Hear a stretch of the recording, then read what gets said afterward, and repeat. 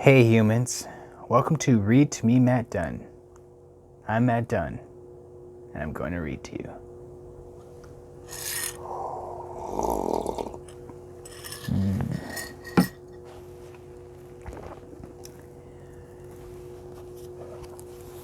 Frankenstein, Part 2, Chapter 19, Part 2, by Mary Shelley, Part 2.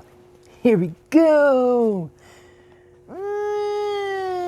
I'm gonna make you hate me. Don't watch my videos anymore. Everybody hates me. Just kidding. Watch my videos.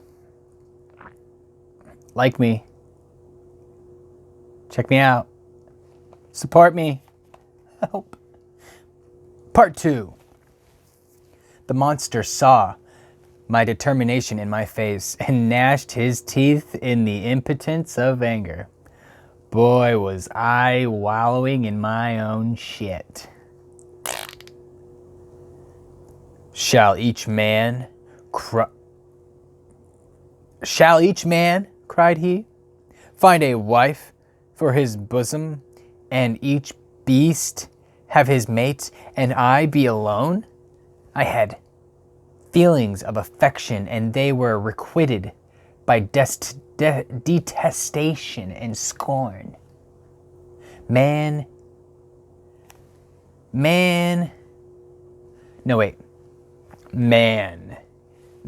It's not man, you suck. It's like man. Like mankind. That's just like mankind. Man. You may hate, but beware.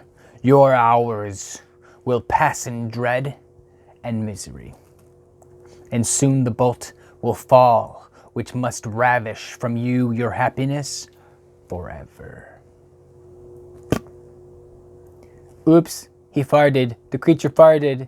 That's kind of sucks because if you're given the seriousness and you accidentally let one go, who's supposed to say something? Do you say excuse me? Like if you're like, I'm gonna fucking kill you. Excuse me. Seriousness. Don't mind my farts.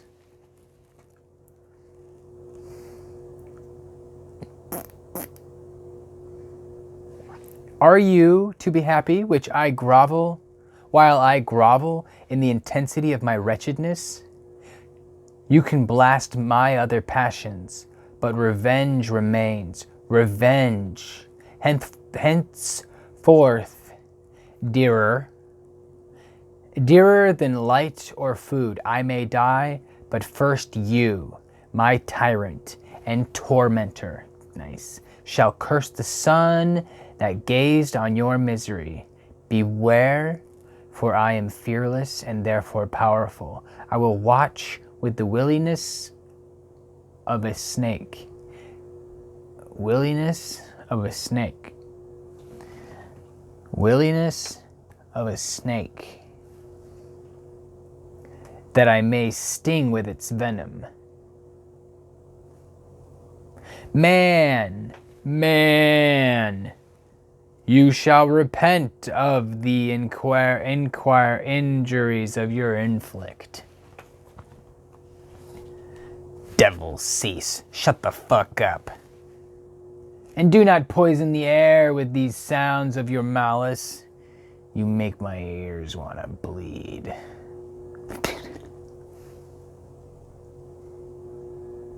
And then I lost my spot. Something. There was devil. There it is. You and yar. I have declared my. I can't look away from this book or I lose my spot for some reason. I'm a stupid face. I have declared my resolution to you, and I am no coward to bend beneath words. Leave me. I am exorable. I said that right. Yay me. I am exorable. It is well, I go. But remember, I shall be with you on your wedding night. This is not monster. I want to say monster. I'm so fucking into that trap that it's what the media wants you to believe, right? The media wants you to fucking believe that this creature is a monster. They're filling your head with hate, and everybody wants to be the fucking Dr. Frankenstein, but it's the monster who's the real victim, and it's the doctor who's the real monster. I started forward and exclaimed, "Dylan, before you sign my death warrant, be sure that you are yourself safe. Watch your back, bitch. Don't you watch mine, I'll watch yours, bitch." I would have seized him, but he eluded me and quitted the house with precipitation. In a few moments, I saw him in his boat, which shot across the water with an arrowy swiftness and was soon lost amid the waves. He's a fast rower. He can row a boat like there's no tomorrow. All was again silent, but his words run in my ears. I burnt with rage to pursue the murderer of my peace and precipitate him into the ocean. Fucking put him in the ocean. I walked up and down my room hastily and perturbed, while my imagination conjured up 1,000 images to torment and sting me. Ow! My imagination! Why had I not followed him and closed with him in mortal strife? But I had suffered him to depart, and he had directed his course toward the mainland. I shuddered to think who might be the next victim sacrificed to his insatiated revenge.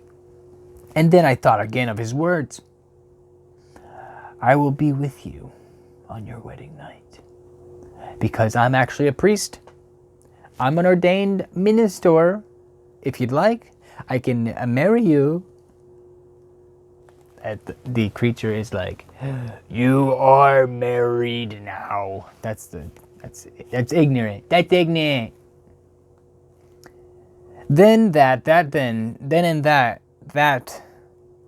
Then was the period for the fulfillment of my destiny. In that hour I should die, and at once satisfy and extinguish my malice.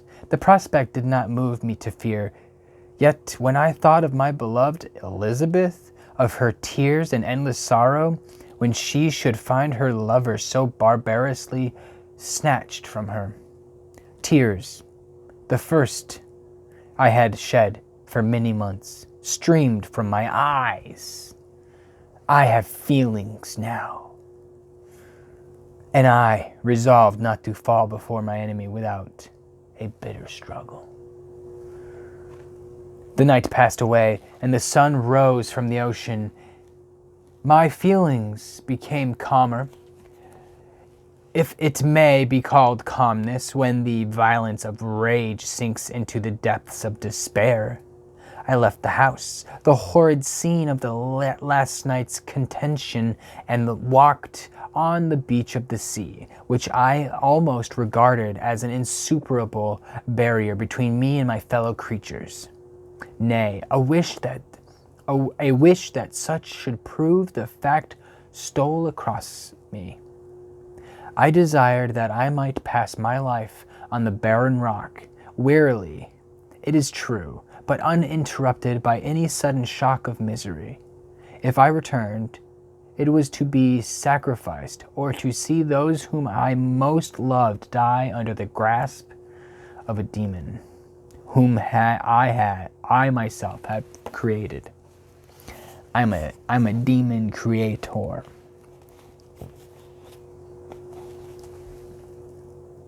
I walked about the isle like a restless spectre, separated from all it loved, and miserable in the separation. When it became noon, and the sun rose higher, I lay down on the grass, and was overpowered by a deep sleep. I had been awake the whole of the preceding night. My nerves were agitated, and my eyes inflamed by watching and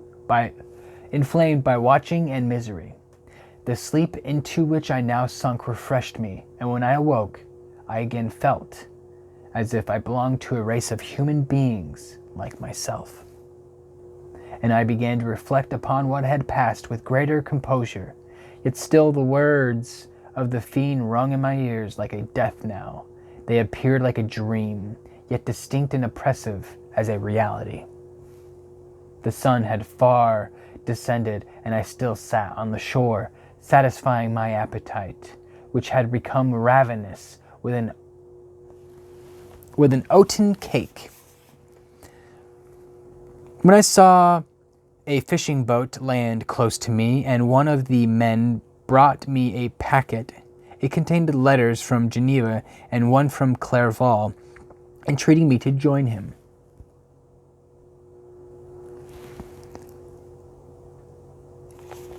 Clerval is back in Geneva? Okay. He said that nearly a year had elapsed since he had quitted Switzerland and France was yet unvisited. He entreated me. Therefore I leave my solitary isle and meet him at Perth in a week from that time, when we might arrange the plan of our future proceedings.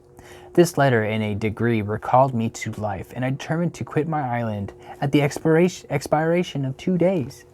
It's pretty convenient he gets his letter now. It's like, it's his friend knew. His friend knew. Yet before I departed, there was a task to perform, on which I shuddered to reflect. I must pack my chemical instruments, and for that purpose I must enter the room which had been the scene of my odious work, and I must handle those utensils, the sight of which was sickening to me. The next morning at daybreak, I summoned sufficient courage and unlocked the door of my laboratory.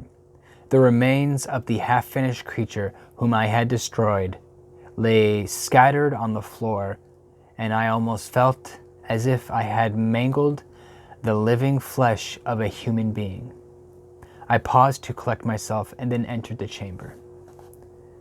With trembling hand, I conveyed the instruments out of the room, but I reflected that I ought not to leave the relics of my work to excite the horror and suspicion of the peasants, and I accordingly put them into a basket, and with a great quantity of stones, and laying them up, determined to throw them into the sea that very night.